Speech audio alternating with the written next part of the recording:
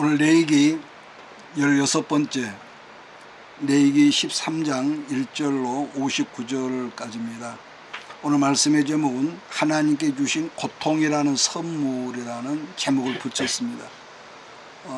레위기 13장과 4장 전체가 나병 환자를 다루는 말씀인데, 사실 구약이나 신약에서도 나병 환자에 대한 말씀은 계속되거든요. 나병은 우리나라를 비롯해서 옛날부터 전 세계 어디서든지 무섭게 퍼지는 악성 피부병이었습니다. 우리는 지난 3년여 동안 코로나 팬데믹 때문에 전 세계가 난리가 났었는데, 이스라엘도 출애굽할 때 300만 그런 많은 사람이 만약에 문둥병으로 팬데믹이 되었다면 그야말로 큰일이었을 것입니다. 그래서 레위기 성경의 주제를 기억하십니까? 거룩이라고 그랬고, 거룩고 곧바로 성결을 다루고 있었기 때문에 청결한 생활을 집중적으로 강조하고 있는 거죠. 그 중에서 목욕과 의복에 대한 것, 특히 57절에서 말씀했지만은 하나님께서 피부와 똑같이 다루고 있는 것이 우리의 의복이란 말이에요. 57절에서 보면은 하나님께 피부와 똑같이 다루고 있는 의복이라는데, 그래서 가죽이나 의복에 곰팡이나 이런 게 생기고 피우면은 이것을 입지 말고 태우든지 버리라는 거죠. 목사님은 지난 20몇 년 전에 우리 노예에서 필리핀을 한번 간 적이 있었습니다. 선교 목적으로. 처음 간 날 호텔에서 여장을 풀고 잠을 자려고 준비를 하는데, 여러분 갑자기 그 방 안에요, 잠자리보다 더 큰 것 같아요. 그런 바퀴벌레가 기어다니 여기저기. 게다가 필리핀 바퀴벌레는 크기도 할 뿐더러 뭐가 있냐면 날아다니는 게 방 안으로 막 질거버렸죠. 나중에 근데 들은 말이지만 그곳에 조금 떨어진 곳 지역에 이스라엘 유대인들이 거주하는 주거지가 있는데 거기만큼은 바퀴벌레가 없다고 선교사님이 그랬습니다. 그래서 좀 의아해서 왜냐고 물었더니 유대인들은 청소하는 게 이게 장난이 아니래요. 그러면서 아마 레위기의 그 정결법이 주어진 지가 벌써 3,500년이 넘었는데, 지금도 그 레위기의 그 정결법의 영향을 받는 것 같다는 말을 해주는데, 이제 그런 걸 여러분 보면요, 우리가 어렸을 때부터 부모들이 자녀 교육을 우리가 어떻게 하는가, 우리는 그저 공부 잘하고 뭐 잘 먹이고 뭐 좋은 것 주고 이것을 우리는 원하지만은, 그러나 우리가 어렸을 때 이걸 기초를 잘못 들이면 그 아이가 일평생 엉뚱하게 된다는 거죠. 그런 점에서 여러 바퀴벌레의 특징은 이 세상, 이 지구상 어디든지 있지만은 특별히 어느 곳에 있냐, 환경이 더러워지면은 이 바퀴벌레는 자세히 기생을 한다는 거죠. 또 다른 하나는 지난 여러분 기억하죠? 2013년도인가 미국의 큰 빌딩을 비행기로 폭파시켰던 주동자 중에 여러분 기억합니까?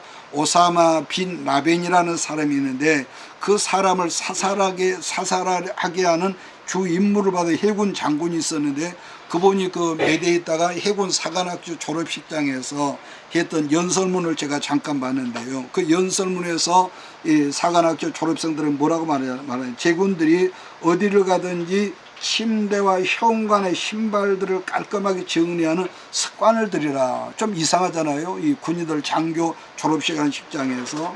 그러니까 이분이 하는 요지는 우리의 일상의 삶 가운데서 침대 정리와 또 뭡니까, 현관의 신발을 정리하는 것에서부터 시작하라는 것이, 다르게 표현한다면은 너 인생을 바꾸고 싶냐, 그런 사소한 것부터 청소하고 정리하는 습관을 가져라는 것인데, 그 뿌리가 뭐냐면 레위기라는 거죠. 몇 년 전에 제가 오래됐습니다만은 심리학을 공부했던 그 형사 중에서도 특수 강도 사건만을 담당하는 그 집사님을 우리가 노예에서 우연히 그분을 만났는데요. 그분이 자기 경험에서 한 말이에요. 이 강도가 누구 집에 도둑질하러 들어가잖아요. 그러면은 현관에 신발이 무질서한 집은요, 틀림없이 이 가정에는 정서적으로 무지하니까 함부로 해도 들킬 염려가 없다 그랬답니다.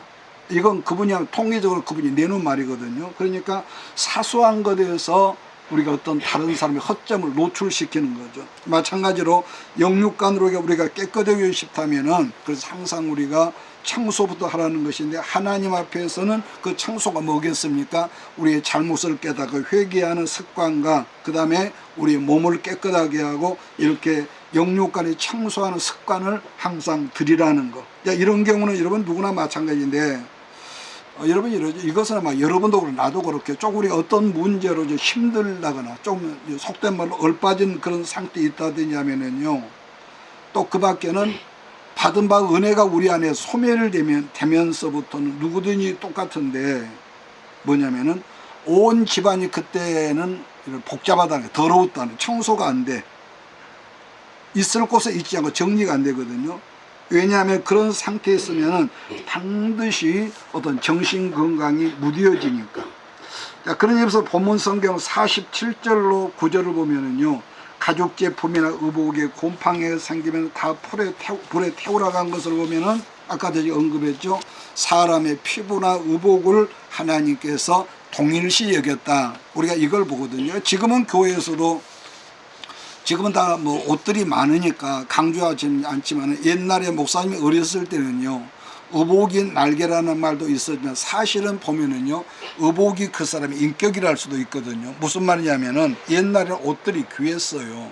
교회다 전부 다 이 무명으로 된 옷이었기 때문에 뭐가냐, 반드시 교회에서는 새 옷을 입고 오든지 아니면 헌 옷이라도 옷을 깨끗이 빨아가지고 풀을 먹여가지고 옷을 그냥 뭐라 그럴까요? 군인들 같으면 완전히 그냥 줄이 팍팍 서 있는 그런 옷을 입고 오라고 그랬습니다. 자, 그렇기 때문에 옛날에는 주일날 교회에 들어가면 옷에 풀 먹이는 그 냄새가요, 항상 이렇게 가득했던 걸 제가 기억하는데, 또 한 가지는 예수님의 예화로 한 왕이 혼인잔치를 벌였는데, 근데 그 많은 사람 중에 한 사람이 애복을 입고 오지 않은 사람이 있어서 쫓아내버렸다고 그랬거든요. 그래서 옷이라고 하는, 지금 말했지만은 그 사람의 이 태도라고도 할 수 있다.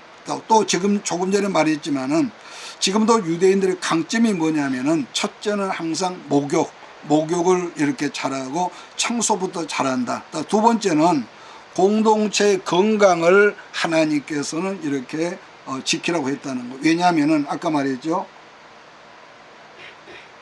문둥병도 전염병의 여러분 일환이기 때문에 전염을 차단해야 하거든요.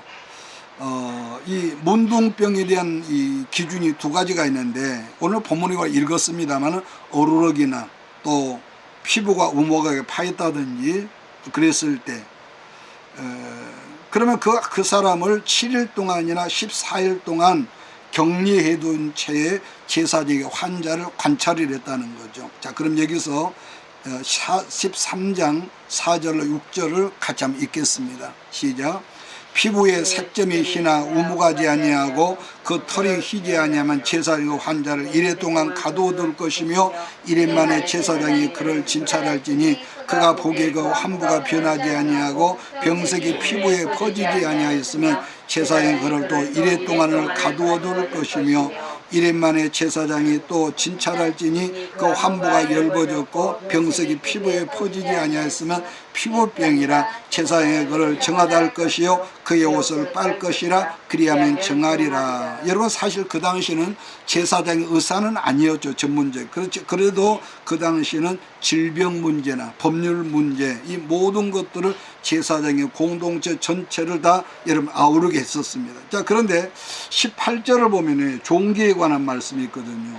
지금은 의학이 발달이 돼서 뭐 피부병이 뭐 요즘은 그 아이들 걸리는 거 뭐 그런 그 아토피 같은 것이 좀 문제점이 되지만, 그래도 옛날에 비하면은요, 피부병에 큰 여러분 관심을 얻지를 못하는데, 목사님이 어렸을 때만 해도요, 아이들에게 피부병은요 아주 엄청났습니다. 뭐 머리에 부스러면 뭐 두말할 것도 없고, 이 똥파리가 머리에 그냥 막 이렇게 붙어 있는 거예요. 그러니까 한 사람 두 사람 애들이 다 그러니까 온몸에 부스러기나 또 두드러기나 습진, 버슴, 이 버진 같은 병들은요 뭐 굉장했습니다. 게다가 옛날에는 제가 기억하는데 사람들이 티눈이 많이, 티눈, 발가락 같은 티눈 발바닥에 있어가지고 이 발이 아파서 걷지를 못했던 걸 기억하는데, 또 그 다음에 뭐가 있습니까? 종기가 있습니다. 뭐 목, 머리, 뭐 등허리, 종기가 굉장히 많거든요. 그러니까 그래서 옛날에 종기로 죽은 사람도 그러니까 목사님 어렸을 동네에 있었던 것 같은데, 자 그래서 우리가 어렸을 때 뭐가 희귀적인 발명품이 하나 나왔던 걸 기억하는데 여러분 한번 생소할 거예요. 우리가 어렸을 때 종기의 특효약이라 했던 이명래 과약, 여러분 그 국어 사전을 보면 이게 있어요. 이명래 과약이라는 게 있었는데 뿐만 아니라 이걸 또 한 걸음 나가서 우리나라가 조선조 역사를 이시조선사를 보면은요, 왕조실록을 보면은 피부병으로 고생하는 왕들이 꽤나 있었던가 봐요. 그 중에 대표적으로 누가 있었냐면은 이 태조, 태조 누굽니까? 세조가 종기로 죽었다고 그랬고, 그 다음에 우리나라의 영웅 중에 영웅인 그 세종대왕 있죠.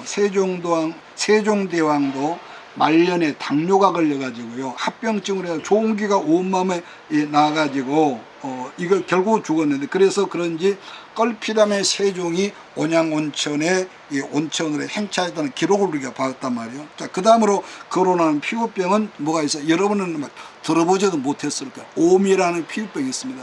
여러분이 오미 걸리면은요, 온몸에 얼마나 가려운지, 지금 아마 그 애기들 아까 말한 그 아토피 정도 그렇게 가려웠던 것 같아요.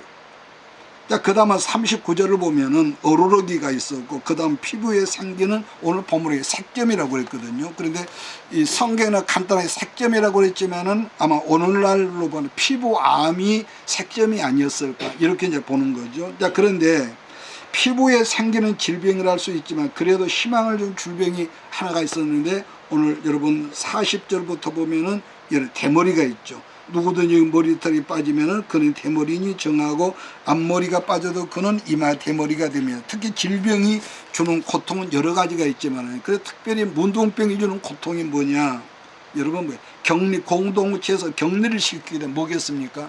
외로움이 있죠. 여러분 요즘엔 어디를 가든지 혼자 있던 매시에 우리가 전철을 지나면서 서울에 전철을 타보니까요, 사람마다 들여다봐요. 고개 숙이고. 그러니까 눈이 나빠지고 이 머리 이 뼈가 안 좋다고 그래요. 그런데 그때 당시에 그런 게 없었잖아요. 그러니까 무조건 이 격리를 시키니까 사람이 얼마나 애롭겠어요. 왜냐? 46절을 봅니다. 병 있는 날 동안 늘 부정할 것이라 그가 부정한즉, 그 다음에 뭘죠? 혼자 살되 진영 밖에다 내두라는 거. 그러니까 죽을 때까지, 병이 치료될 때까지 격리되어야 했기 때문인데 왜 그랬냐? 아까 그랬죠. 하나님의 공동체, 집단적 감염이 우려되기 때문이라는 거. 자, 그렇지만 이것이 나중에는 율법화 되니까 문둥병 환자를 엄하게 율법으로 되어 있지만은, 그러나 가족과 친척을 떠나서 혼자 있게 한다는 것은 온 가족들 간에 얼마나 힘들었을까요? 말세를 살고 우리들도 가족 간에, 공동체 간에, 혹은 정치적으로 나쁜 영향을 미치면은 여러분 안 되지 않겠습니까? 특히 교회는 우선 예배가 있고 인간관계 교제가 있지만, 우리가 중요하게 생각할 것은 교제보다는 이 초신자금은 항상 뭘 중심해야 하느냐, 예배를 중심되도록 항상 이끌어야 한다는 거. 예를 들어서 어떤 사람이 우리 교회에 처음 왔다면은 우선 예배보다는 교제권에 중심을 두는 것이 좋을 것 같겠지만은, 여러분 사람의 교제로 가면 아무리 여러분 좋고 탁월한 집이 있다고 할지라도요, 사람은 부부 외에 또 자식도 친구도 조금 밀착되어 있다 보면은 어쩔 수 없이 사람을 무시하게 되고 섭섭하게 되고 아프게 하고, 또 뭐죠? 그럴 줄 몰랐다고 실망을 하게 하거든요. 그래서 교제를 중심한 교회는 초신자 정착률이 얕다는 그런 통계도 있습니다. 왜? 사람을 보고 저럴 줄 모르는 장로가 저래, 목사가 저래, 집사가 저래 하면서 교회를 떠난다는 것. 그래서 초신자들이 처음 교회를 왔다면은 교제를 하지 말라는 것이 아니라 적당히 배려해야 하고, 단지 예배를 통해서 예수님을 만날 수 있도록 먼저 온 사람이 도와주는 것이 우선되라는 것. 자, 그런데 이게 순서가 바뀌어져서 서로 하죠. 너 없으면 나 못 산다나 하죠. 친하게는 되었지만은 반복하죠. 예배가 우선되지 않으면은 결국은 뿌리를 내리면 정착을 못하고 떠난다는 것. 물론 사람을 통해서 그 사람도 교회에 나왔지만은 교회 정착의 확률은요, 사람 때문이 아니라 뭐겠습니까? 결국은 예수님을 만나게 되면 정착이 된다는 것. 그래서 사람은 누구라도 여러분 그러죠. 밀차가 너무 가까이 있다 보면은 반드시 실망합니다. 반드시 실망하기 때문에, 왜냐, 어느 순간에 나쁜 영향력을 저 사람이 나한테 주고 내게는 나쁜 영향력을 상대에게 주기 때문에 가급적이면 밀착하지 마라. 여러분, 사람이란 좋은 영향력을 줘야지 이렇게 나쁜 영향력을 준다면 그런 사람은 지금 오늘 본문 성경으로 말하면 영적인 무슨 병입니까? 문둥병에 걸린 사람이라는 것을 우리가 잊지 말아야 한다는 것. 그런데 정말 중요한 것은 문둥병이라는 특징은 무엇입니까? 문둥병의 특징은요, 우리 몸의 모든 감각신경이 죽어버리기 때문에 여러분 손가락이나 발가락이 썩어 문드러져 떨어질지라도 통증을 모른다는 특징이 있습니다. 여러분 상상을 해보세요. 마찬가지로 영적인 나병 환자들의 특징이라는 것은요, 자기로 말미암아 교회에 물을 일으키고 공동체에 상처를 주는, 정작 자기는 공동체에 자기가 얼마나 아픈가 해를 줬다는 것을 감각이 모른다는 거. 그런 점은요, 우리 목회자도 마찬가지라고 하는 것은 교인들을 어떻게 하든지 목사 나와 친밀감을 가지게 하려는 것은요, 아직 그 사람이 좀 유치하죠. 덜 컸던 사람이기 때문에. 그래서 목회자나 믿음의 선배들은 할 수 있는 성경을 풀어서 가르치고 예수님께만 이끌어가는 저와 여러분이 돼야 할 줄 믿습니다. 그래서 조금 우리가 교회 성장에 더딘다 할지라도 교인들을 말씀으로 이렇게 먼저 그 기초를 잡아주고 살려주면은 그런 교인들이 나중에는요, 교회를 살리는 대들보 역할을 한다는 거예요. 그래서 저 사람 목사님의 우정성 자성하지만은요, 말씀과 기도가 없는 사람 언제든지 배신합니다. 언제든지 배신합니다. 왜냐하면은 우리는 다 예수님을 따라가는 양들 아니겠습니까? 그러나 목사도 교인도 예수님만 바라보고 따라가면 산다는 이 점을 여러분 항상 잊지 말기를 주의로 당부를 드립니다. 언제나 집단 감염이나 개인적인 감염이란 무섭기 때문에 홍두가 영적으로 나쁜 영향을 준다면은 조금 섭섭할지라도 교제를 끊어버리라. 전화를 자주 하는 사람이 있어요. 전화도 좀 끊어버려서 그럴 때는. 왜? 그래야 교회도 살고 개인이 나도 살고 그 사람도 사니까요. 45절을 제가 봅니다. 나병 환자는 옷을 찢고 머리를 풀며 윗입술을 가리고 위치를 부정하다 할 것이요. 여러분, 지금 읽은 말씀은 자기 스스로가 나는 지금 문둥병에 걸려 있으니 내게로 가까이 하지 말라면서 자기 스스로를 뭐라고 할까요? 격리시키는 것이 필요하다고 자기가 먼저 말한다는 거예요.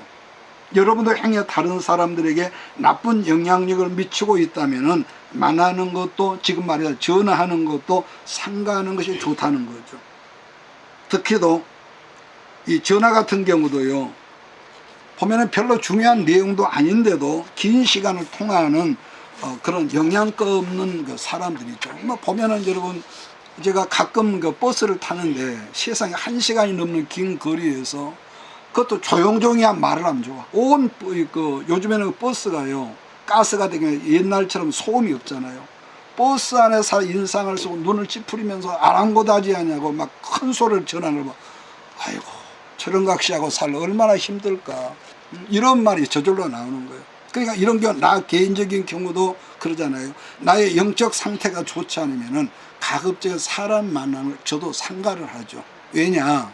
나도 사람이기 때문에, 목사이기 전에 여러분과 똑같은 여러분, 이 죄성 있는 사람이 친밀하다고 만나서 이 말 저 말 막 이 말을 까다 보면은요, 나도 몰래 나의 약점들을 막 상대에게 말을 하고 상대방도 자기 어떤 이상한 그런 말을 하게 하더라는 거죠.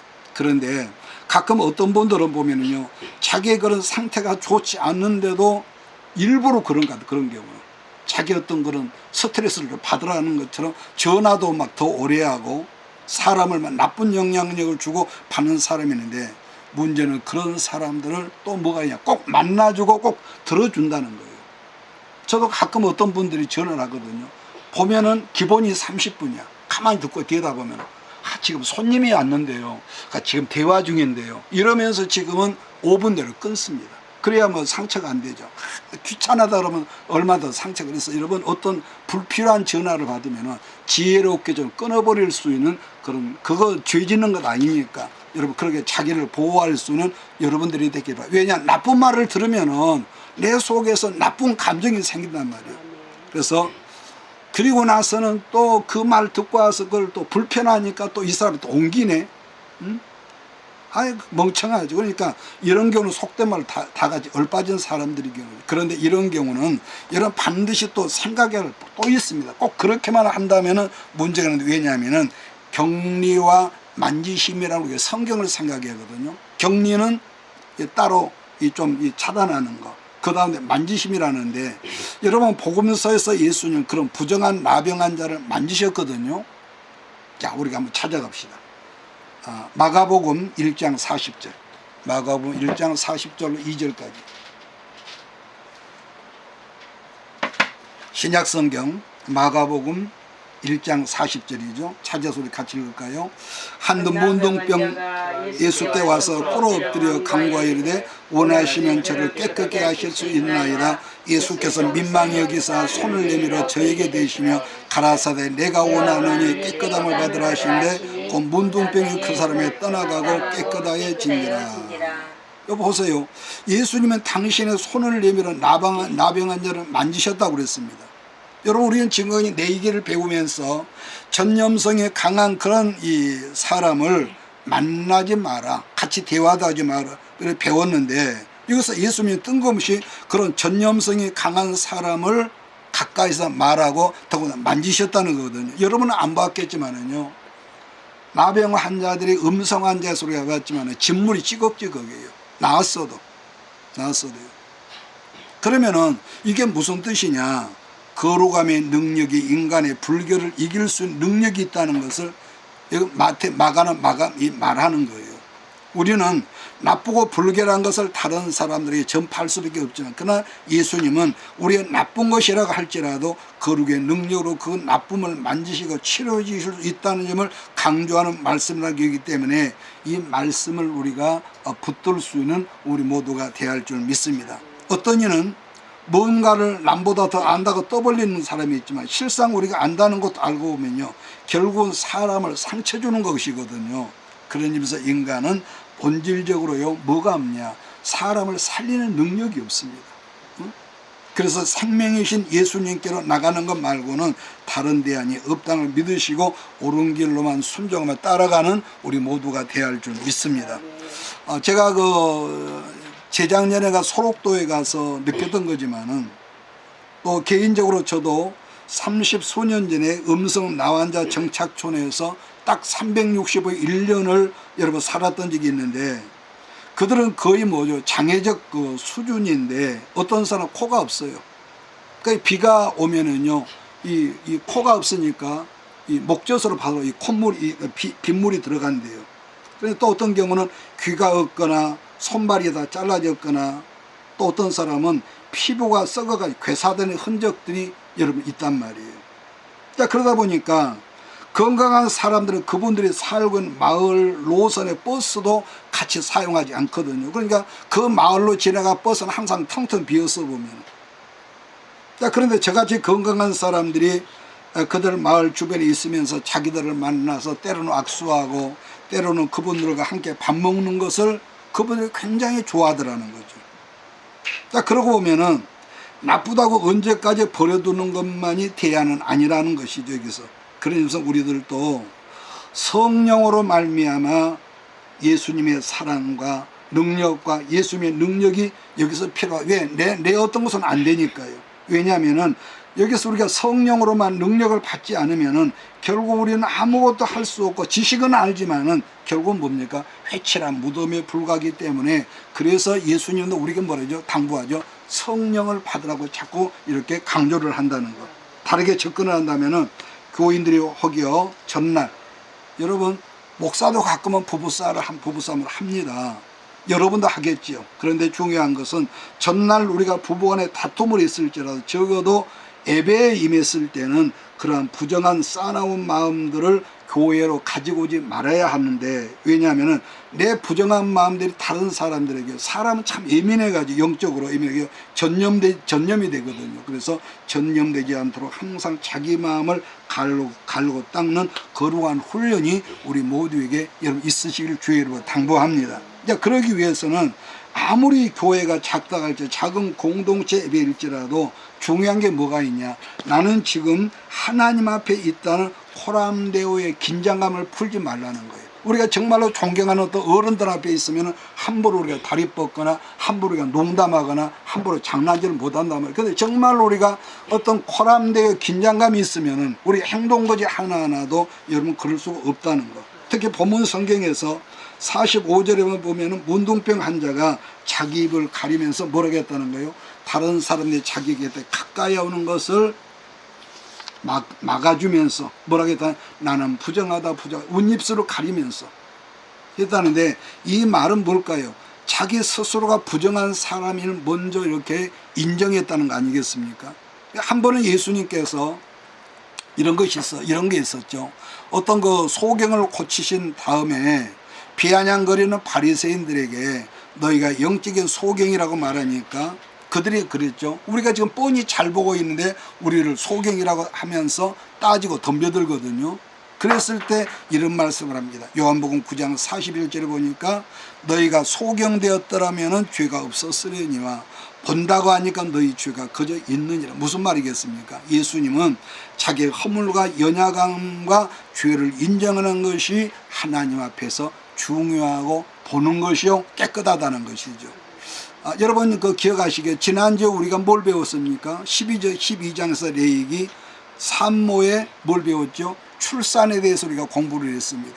그러니까 번제와 속죄제를 집중적으로 배웠는데, 번제를 통해서 배운 것은 100% 내가 하나님 앞에 헌신자로 살겠다는 것이었고, 그 다음에 두 번째 속죄제사를 산모와 아기가 하나님 앞에 드리게 했다는 것은 이제 엄마 배에서 갓 출생한 어린 아이였지만은 하나님 앞에서는 뭐였다는 거예요? 똑같은 죄인이었다는 것을 인정하는 뜻으로서 엄마와 어린아이가 속죄제사를 드리게 했다는 거예요. 그러므로 여러분도 나도 자기의 허물과 미약함과 죄를 항상 인정하면서 영적인 생활에 항상 진보함 있고 심령이 깨끗한 우리 모두가 되어야 할 줄 믿습니다. 따라서 45절 말씀을 보면은 제일 먼저 자기 죄를 인정하는 것에서 하나님께 불쌍히 의심을 받았고 치유하는 과정이 시작됐다는 것. 자, 그 다음에 우리 예수님의 유명한 명언 중에서 하나라면은요, 마가복음 9장 21절이거든요. 어떤 말입니까? 건강한 자에게는 뭐가 필요 없고 의원이, 병원이 쓸 데가 없대요. 건강한, 솔직히 그러지 않습니까? 어제 병원은 병든 자리가 쓸 데가 있느니라 너희는 가서 내가 공의를 원하고 제사를 원치 않으라 하신 티 무엇인지 배우라. 내가 의인을 부르러 온 것이 아니요 누구를 부르러 왔느니라? 죄인을 부르러 왔다. 깨끗한 너희에게는 나가 예수님 의사가 필요 없지만은 그냥 자기 스스로 죄인이라고 말하는 창녀나 뭡니까? 세리는 저거 스스로 죄인이라고 그랬거든요. 자, 그런 점에서 여러분 로마서 3장 20절 말씀을 보면은 율법이 하는 역할이 뭐냐고 바울이 그랬냐면은요, 내가 죄인인 줄을 깨닫는다는 거. 그래서 그냥 율법을 바로 알면은 내가 하나님 앞에 죄인이라는 걸 알게 된다는 거죠. 여러분 그렇습니다. 들었다가 놔버리세요. 그러니까 자기의 무지나 무식, 무능을 깨닫고 자기가 하나님 앞에 악한 죄인 줄을 아는 사람이라 비로소 뭘 붙들겠습니까? 내가 형편없는 죄인이요, 내가 회개했지만 또 이렇게 어리석음을 했으면 그걸 깨닫는 자만이 예수님의 십자가를 붙든다는 말씀 아니겠습니까? 조금 전에 제가 언급했지만은 문둥병의 가장 큰 문제라면은 자기 몸의 일부가 썩어져 나가 떨어져도 뭘 느끼지 못한다고요? 고통을 모른다는 거예요. 고통을 모른다는 거. 자, 목사님이 아침에 제가 고기를 좀 썰었습니다. 그랬는데 이 환자가 고기 같은 걸 썰다 혹 실수해서 손가락을 싹둑 잘라도 피는 보이는데 뭘 모른다는 거예요. 아픈 줄을 모른대요. 아픈 줄. 그래서 나병에 대한 연구를 제일 많이 했다는 이 폴 브랜드라는 이 박사가 있습니다. 이분이 쓴 걸 보면은 나중에 이분이 뭐 필립 안시하고도 공저를 많이 했습니다만은 그분이 쓴 책 중에 유명한 책으로 오늘 말씀의 제목이 뭐냐면은 하나님의 선물 고통, 기억하십시오. 하나님의 선물 고통이라는 책이 있는데 오늘 말씀 제목이거든요. 그러니까 실제로 나병 환자들 이렇게 면담을 해보니까 나병 환자의 소원이 있대. 소원이 뭐냐 그랬더니 자기 몸의 상처의 고통을 깨달아 아는 것이라. 우리가 볼 때는 뭐 그게 뭐라고 그러는데 그분들에게 심각한 것이거든요. 자, 우리가 옛날에 그 나병 환자, 음성 환자 있지만은 그때만 해도 그 연탄 보일러로 뗐기 때문에 연탄 그 보일러가 그렇게 뜨거워도요 엉덩이가 다 데져서 살이 익어도요 이분들이 익은 줄은 모른단 말이에요. 그러니까 사실 사람들 간에도 발견하는 거지만은 자기만 알고 타인의 고통을 모르는 사람을 뭐라고 하냐면은 오늘날 언어로 이런 뭐라고 하죠? 사이코패스라고 그러죠. 이번에 그 나라를 떠들썩해 했던 그 누굽니까? 그 젊은 청년이 막 사람들을 칼로 죽이고 막 찌르고 자동차로 다른 사람을 해서 한 사람도 죽었더라고요. 그러니까 사진으로는 멀쩡한 이 사람인데 다른 사람의 고통을 전혀 모르고 오직 자기 감정이 중요한 거예요. 이걸 절제하거나 다스릴 줄 몰라. 마치 유출병에 걸린 사람처럼. 그래서 다시 하는 말이지만 문명의 이기 중에 우리가 컴퓨터라든가 핸드폰이라든가 이거 보면 게임이라든가 오락 정말로 이 좋은 그런 기계거든요. 그런데 문제는 뭐든지 거기에 빠지면 빠지는 걸 뭐라고 그러죠? 다르게 말 중독증이 돼버리면은 어떤 그 아이들만을 담당하는 그 어떤 교회 전도사님이 쓴 글을 보니까요. 지난번에 수련회를 그 60명을 데리고 어디 기도원으로 들어가는데 4박 5일 동안 한 주간 있었겠죠.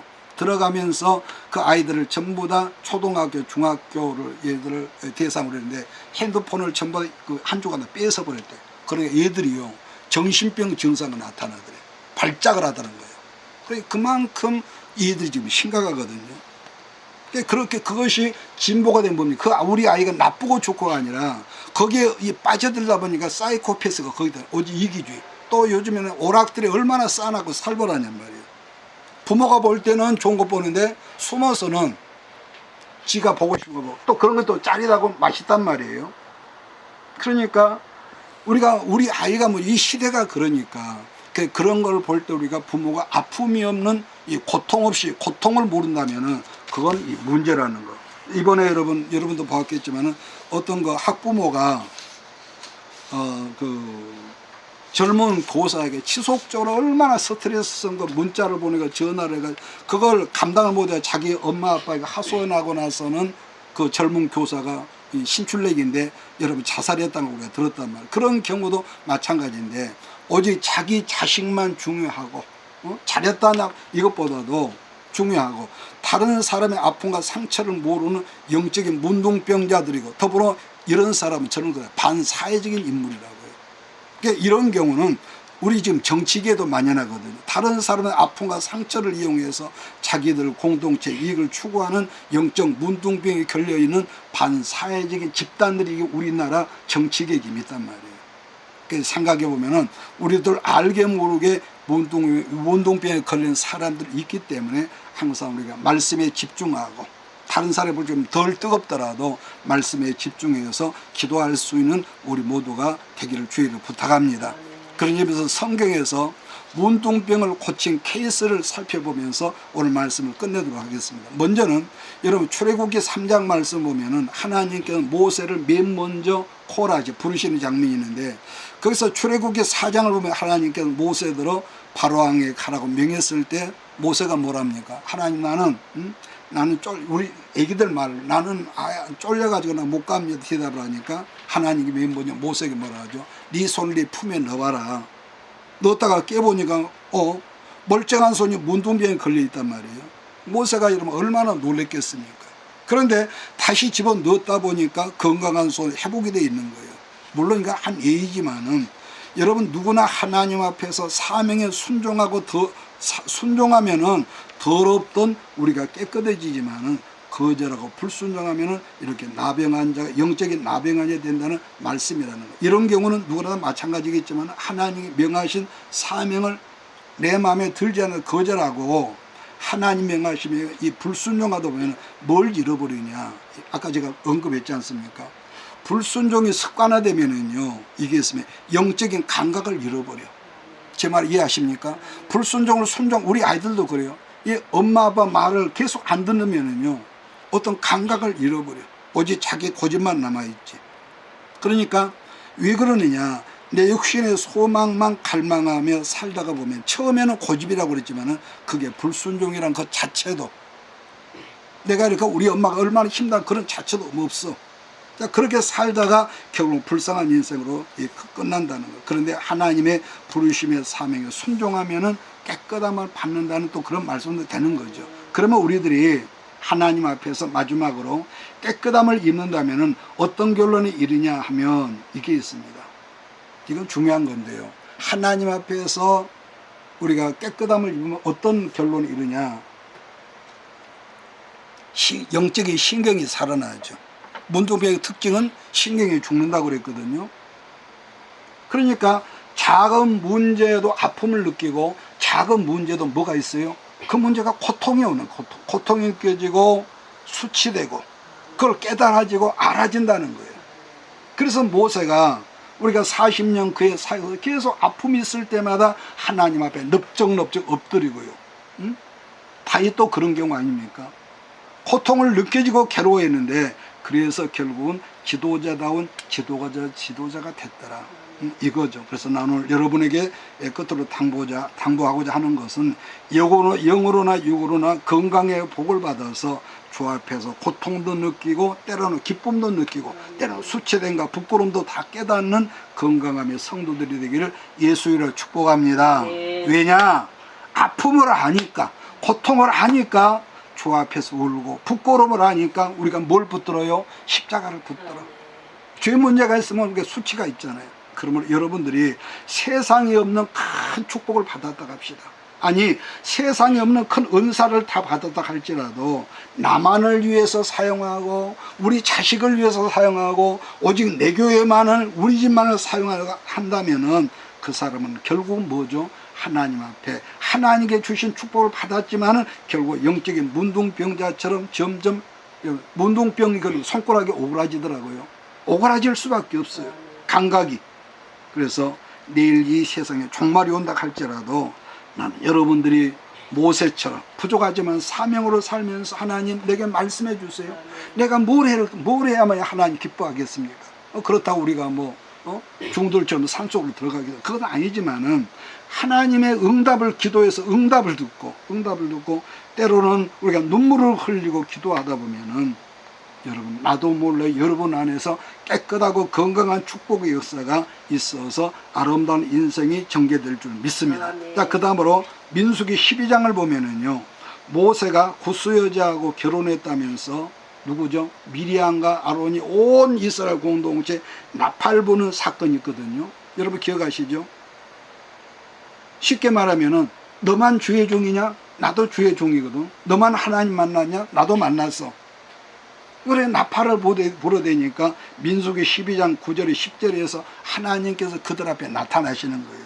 여호와께서 그들을 향하여 진노하시고 떠나시며 구름이 장막 위에서 떠나갔고 미리암은 문둥병이 들려 눈과 같더라.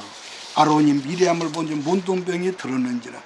그러한 일이 있고 난 다음에 공동체 진 밖에 메디를 격리시킨 거죠. 기억합니까? 아까 메디를 일주일 7일을 격리했다가 회복돼 가지고 공동체 진 안으로 들어오게 했거든요. 그게 뭘 말하냐면은 하나님께서 허락하신 영적 권위에 도전하는 케이스인데 그게 곧 나병이라는 거죠. 그런 점에서 오늘날 현대의 가장 큰 인본주의 뿌리가 뭐냐 한다면은 말이 길어지니까 줄이겠어요. 그게 뿌리가 뭐냐면 특히나 평등이나 인권을 들고 나오면서 지금은 뭐가 나오면서 공공연하게 동성애를 들고 나오는 사람들의 내면의 뿌리를 말한다면 기본적인 모든 권위를 무너뜨리는 거예요. 무너뜨리는 거. 그러나 정말로 그 사람이 거듭난 본 어게인이라면은 그런 사상들을 죽어도 우리가 인정하겠습니까? 그건 하나님 뜻에 부합된 거고, 그건 나쁜 거라 거절을 해야죠. 특히나 공산주의의 사회주의 특징은요, 기본적인 모든 권위를 무시하려고 하는데, 그래서 공산주의는요, 이 백성들이 중산층 사는 걸 좋아하지를 않습니다. 정치적으로 그래요. 그래서 그 예로 말하면 공산주의나 이 사회주의 사상을 가진 사람들이 뭘 제일 싫어하고 미워한 줄 아세요? 기독교를 제일 싫어해요. 기독교를 제일 미워합니다. 그래서 만약에 우리나라 같은 경우에 전 지구상의 215개 나라 중에서 양분된 나라, 우리나라 유일하거든요. 만약에 예를 들어서 북한이 남한을 쳐들어온다 합시다. 맨 먼저 누구를 먼저 죽일까요? 목사를 맨 먼저 죽이고 예수 믿는 사람을 맨 먼저 죽일 거라면 그건 6.25 때 우리가 봤단 말이에요.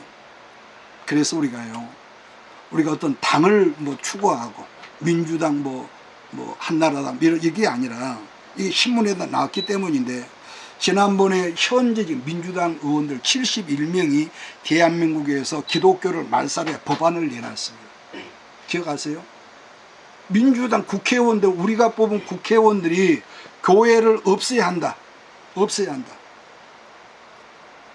옛말에 사람이 망하고 죽으려면 무슨 짓은 못하냐 말도 있지만, 그런데 교회들이 잠잠했어요. 잠잠했어요. 그러니까 기본적인 이 영적인 권위가 무너지면 항상 틈이 생기거든요. 그래서 자기들이 원하는 것을 얻을 수 있다는 건데, 그래서 굳이 교회를 이렇게 법안이 통과해 교회를 하려면 중국처럼 허가제를 해야 한다. 기가 막힌 일 아닙니까? 그러니까 지금 미리암과 아론이 모세를 비방하는 것을 본다면 겉으로 드러나는 거 분명히 누구 때문입니까? 구수 여인 하나뿐이거든요. 그런데도 그들 내면의 유일한 목적이 뭐냐면은 리더십에 대한 도전이 목적인데, 욕심인데, 그게 곧 나병이라는 거예요. 문둥병. 하나만 더 말하고 끝내겠습니다. 열왕기하 5장을 보면 누가 나옵니까? 나만 장군이 나오죠. 아람 나라. 나만 장군은 성경을 보면은 아람 나라의 큰 용사였고 대장군이었고 왕의 총애를 가장 많이 받는 사람이었거든요. 그런데도 그는 온몸에 문둥병에 걸린 사람이라고 했습니다. 그처럼 악성 문둥병에 걸린 사람이 어떻게 치료가 됐느냐? 물론 처음에는 우리 동네에 목욕탕이 없냐, 요단강보다 더 깨끗한 강물이 없냐, 이런 우리처럼 고집도 부렸고 교만한 이 인간자를 우리가 봤단 말이에요. 그랬던 사람이 하나님 말씀 납작 엎드려 가지고 자기의 교만과 고집을 꺾고 나서 요단강 물에 그저 7번 들어갔다 나갔다 한 것뿐인데, 성경은 뭐라 하죠? 어린 아이같이 피부같이 깨끗하다, 성경 그렇게 말하거든요. 그러니까 열왕기 5장에서 말씀하는 것은 교만함이 문둥병을 불러왔다는 해석인 거죠. 여러분, 그래요. 교만이라는 것은 언제나 여러분에게도 있고 내게도 있지만은, 교만이라는 것을 우리가 다스리지 못하면 이건 결국 자기 중심적이고 자기가 최고라는 것인데, 교만과 자기 중심적인 것이 하나님 앞에서는 문둥병을 불러들이는 이 통로 역할을 했다는 말씀인데, 그 교만을 꺾고 겸손으로 나만이 복종했더니 문둥병에서 뭐라는 거예요? 해방됐더라. 이것을 간단하게 말할 수 있습니다. 그래서 언제나 우리 모두가 십자가 앞에서 자기를 부인하고 사명을 붙들고 말씀 앞에 순종하는 우리 모두가 되기를 예수 이름으로 축복합니다. 아멘. 기도하겠습니다. 이것이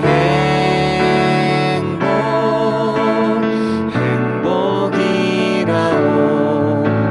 세상은 알 수 없는 하나님 선물.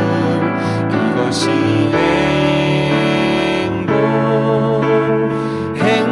행복이라오. 하나님의 자녀로 살아가는 것, 이것이 행복이라오. 이것이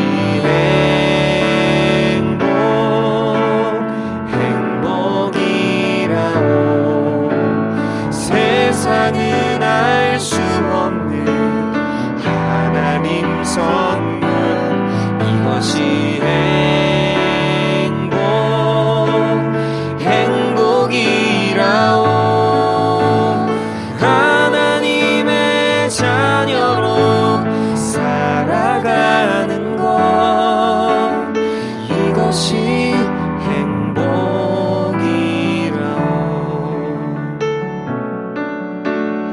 이것이